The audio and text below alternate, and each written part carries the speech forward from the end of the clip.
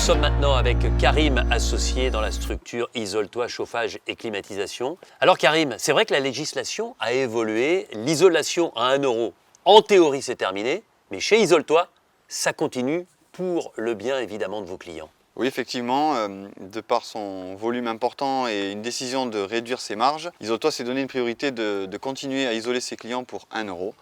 Et nous sommes une des seules entreprises en France à continuer à proposer ce service. La loi a évolué, on ne parle plus d'isolation pure et simple, on parle maintenant de rénovation globale. C'est quoi? La rénovation globale a pour but d'améliorer la performance énergétique d'un bâtiment en travaillant avec un bureau d'études indépendant qui va nous déterminer le DPE, donc le diagnostic de performance énergétique de l'habitation.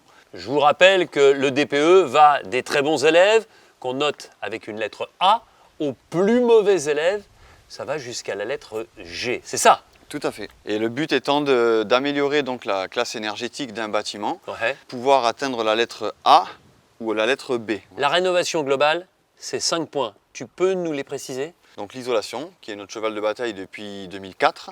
Donc on isole les combles.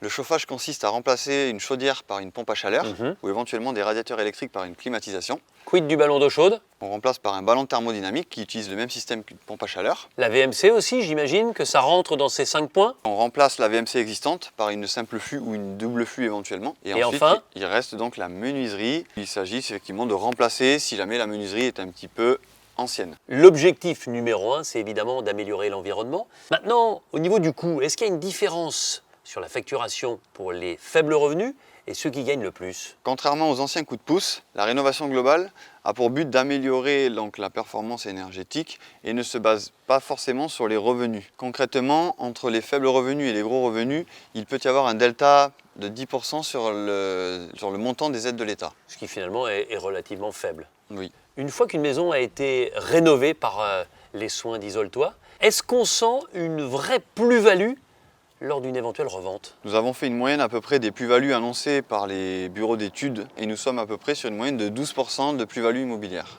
Bon, vous l'avez compris, si vous voulez vendre votre maison plus cher, alors il faut passer par la rénovation globale avec Isole-toi.